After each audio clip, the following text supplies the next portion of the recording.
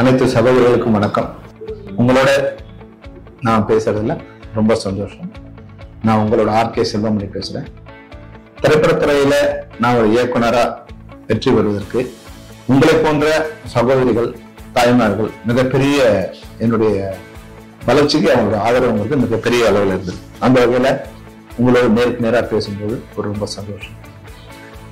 நம் பாரத சேவைங்கிற அமைப்பின் மூலமா நண்பர் பாலசரவணன் ஒரு மிகப்பெரிய திட்டத்தோட இன்னைக்கு வந்திருக்காங்க. அதாவது அன்பு தமிழச்சி. தமிழச்சினாவே அன்புதான், அது கூட அன்பு தமிழச்சின்னு ஒரு அடைமொழி சேர்க்கும்போது அது இன்னும் கொஞ்சம் ஹைலைட் ஆயிருக்கு. இந்த திட்டத்தோட செயல்பாடு என்னன்னா, தமிழ்நாடு முழுக்க இருக்கிற சாதனையாளர்கள் பெண்களை, அதாவது வழக்கமா சாதனையாளர்கள் சொல்லும் போதே ஆண்கள் வந்துடுவாங்க. பெண்கள் சாதனை படைக்கிறது ரொம்ப கஷ்டம். சாதனை படைச்சா அவங்க அங்கீகாரம் ரொம்ப கஷ்டம். ஏன்னா அங்கீகாரம் பண்ண மாட்டாங்க. பொம்பளை தானே, லேடிஸ் தானே அப்படிங்கிற மாதிரி அதை அப்படியே விட்டுருவாங்க. பெண்கள் சமூகத்துல வெளியே படிக்கிறதே ஒரு கஷ்டம்.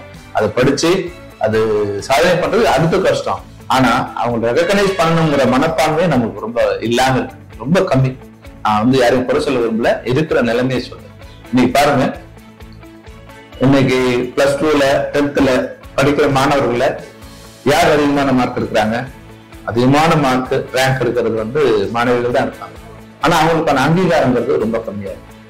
அப்போ குழந்தைகள்ல இருந்தே நம்ம அந்த பெண் குழந்தைய நம்ம கொஞ்சம் இறக்கியே வச்சிருக்கோம். பையனை ஸ்கூலுக்கு அனுப்பணும், பொண்ணுகளை படிச்சா போதும் அப்படிங்கிற மாதிரி நம்மளுடைய கலாச்சாரம் அப்படியே பெண்களை வீட்டுக்குள்ளேயே அடைச்சு வச்ச கலாச்சாரமா இருக்குது. அதுல நம்ம போராடி இன்னைக்கு குழந்தைகள்லாம் வெளியே படிக்க ஆரம்பிச்சிருக்காங்க.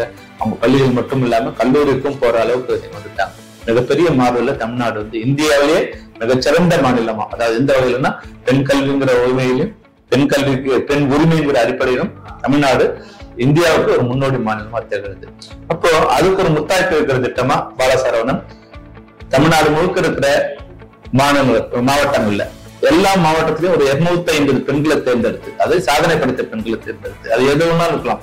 அது கல்வியில மட்டும் இல்ல, மருத்துவத்துல இருக்கலாம், வியாபாரத்துல இருக்கலாம், விவசாயத்துல இருக்கலாம், வீட்டு வேலை பண்றவங்களா கூட இருக்கலாம்.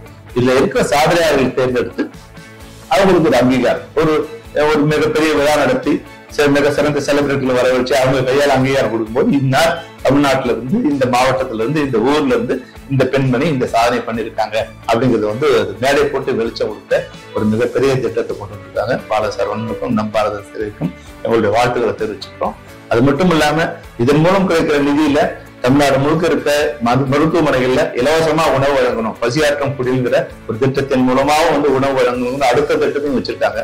2 திட்டமும் சிறப்பாக வெற்றி அடைய வேண்டும். அந்த வகையில பாலசரவணனுக்கு என்னுடைய வாழ்த்துக்கள். நன்றி, வணக்கம்.